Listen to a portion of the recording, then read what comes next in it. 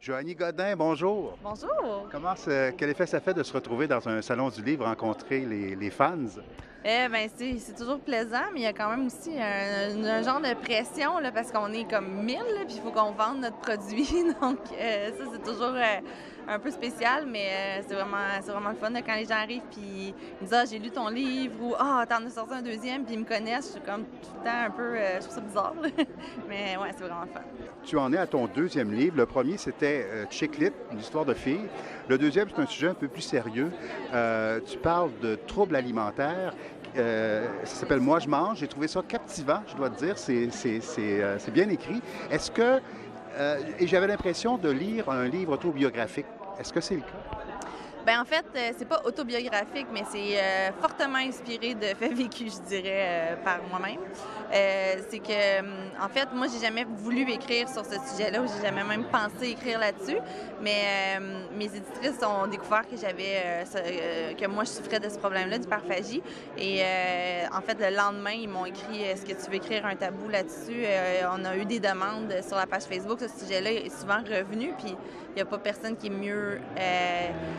Qui est mieux outillé pour écrire ça que quelqu'un qui est là, parce que c'est un trouble alimentaire, donc ça se passe entre les deux oreilles. Là. Tu peux pas inventer. Faut que tu saches qu'est-ce qui s'est passé. Tu nous fais découvrir que les troubles alimentaires, c'est pas seulement physique, c'est surtout psychologique. Moi, je dirais que c'est presque juste psychologique. C'est une obsession, en fait, l'hyperphagie. C'est une obsession, c'est une dépendance. Je donne souvent l'exemple, c'est comme un cocaïnomane. Tu lui dis, parfait, il faut que tu arrêtes, mais je vais donner de la coke 3 fois par jour, il faut pas que tu en prennes plus que ça. Donc, parce qu'on peut arrêter de boire, on peut arrêter de fumer, on peut arrêter de prendre la drogue, on peut pas arrêter de manger. Donc, la dépendance, qui est la même que quand on est dépendant à une drogue, bien, on est obligé de la prendre à tous les jours pour survivre. Donc, c'est un paradoxe. C'est vraiment pas évident de vivre avec ça. Donc, on y pense constamment 24 heures sur 24. Mais on découvre dans ton livre que entre guillemets, ça se guérit. Il y a des solutions pour, pour passer à travers ça. Oui, bien, c'est sûr qu'il y a la thérapie. Tu sais, j'encourage vraiment les gens à aller en thérapie parce que par soi-même, des fois, c'est vraiment difficile de trouver. Puis, c'est ça, donc mon personnage, c'est avec l'aide de l'entourage. On a besoin beaucoup de. Soutien. Oui, mais d'encadrement. C'est vraiment, moi, c'est ce que je pense. Encore aujourd'hui, j'ai besoin d'encadrement. Je sais que si j'ai une personne à côté de moi, je vais être moins portée à aller manger parce que ça se passe souvent en cachette. Donc, si on a quelqu'un qui nous surveille, quelqu'un qui nous encourage, tout ça fait une différence. Puis, c'est ça, la thérapie. Puis même, dernièrement, j'ai essayé l'hypnothérapie que je trouvais drôle un peu au début, mais je me suis dit, pourquoi pas? J'ai rien à perdre. Puis, ben, je vois vraiment une différence. Donc, on le voit que c'est dans la tête. C'est ce que j'allais te demander. Ton personnage, l'histoire finit bien. C'est en partie autobiographique. Est-ce que pour toi aussi, c'est une histoire qui finit bien ou c'est encore une histoire?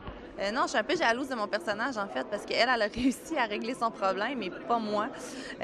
Donc, c'est pour ça que là, j'essaie l'hypnothérapie. Je rencontre un nutritionniste la semaine prochaine. Ça, c'est vraiment difficile. Oui, ça se guérit, mais chaque personne le guérit différemment. Donc, je suis encore en train de trouver. Mais ça va mieux. Là. C'est sûr, ça va vraiment, vraiment beaucoup mieux. Mais c'est ça, c'est un processus. Tu donnes des pistes aussi à des jeunes filles ou même des jeunes hommes qui pourraient se reconnaître dans ce roman-là. C'est un peu ça le but aussi de l'avoir écrit?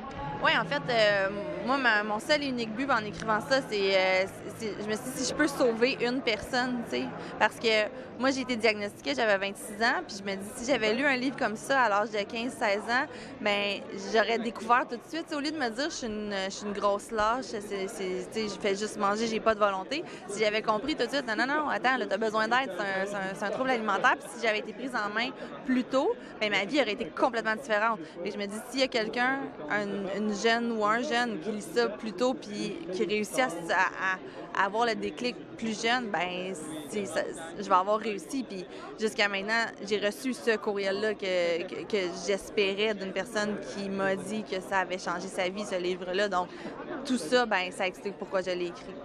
Je sens ce deuxième livre mieux écrit encore que le premier. Et c'est plus précis, c'est plus punché. Est-ce que c'est l'expérience ou c'est le fait que tu t'es livré plus dans ce livre-là? Non, en fait, je dirais que c'est parce que j'ai eu mon éditrice, on a mis beaucoup de temps sur celui-là. Donc, tu sais, c'est différent. Le premier, c'est léger, c'est pour se changer les idées, c'est pour avoir du fun. Le deuxième, c'est plus court aussi. Tu sais, c'est un 50 000 mots, alors que le premier, c'est autour de 100 000. Donc, c'est plus concis, c'est plus... Plus punché, on le sent. Ouais, ben c'est ça. C'est juste le fait que c'est plus concis, il faut aller au but plus rapidement. C'est peut-être ça. Il y a des étudiants en journalisme qui nous écoutent et qui pensent peut-être un jour s'en aller en écriture. Quel conseil aurais-tu à donner à un jeune qui voudrait écrire son livre? D'écrire. Faut toujours écrire, c'est juste ça. T'écris tout le temps, même si... Faut pas te dire « Ah, je vais écrire un roman ». Non, écris, puis si à un moment donné, ça donne quelque chose, là, tu te diras « Ah, OK, ben je pourrais peut-être faire un roman avec ça », mais c'est juste le nombre de fois que j'écoutais pas en classe au secondaire, mais que j'écrivais des histoires, je les ai toutes gardées aussi. C'est vraiment juste ça. Il y a rien d'autre. Parce que tu peux pas apprendre à écrire. Ça vient tout seul, mais faut que tu le fasses. Puis la chose la plus importante, c'est de ne pas faire de fautes. Ça, c'est la chose principale, c'est de s'informer, c'est un conseil niaiseux, mais de passer nos textes dans Antidote puis de lire toutes les petites les annotations que ça donne, ça enrichit notre vocabulaire puis nos connaissances, mais il faut juste écrire.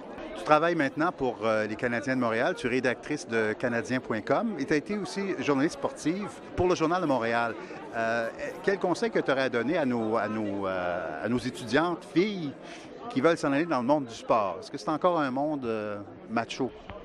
Est-ce que c'est difficile encore? Ah, c'est super difficile pour une fille, ça, c'est sûr. Le nombre de fois que, juste cette semaine, que je regardais dans le vestiaire, je disais, ah, je suis la seule fille. Je suis la seule fille qui voyage avec le Canadien aussi. On n'est pas beaucoup, mais il y en a de plus en plus.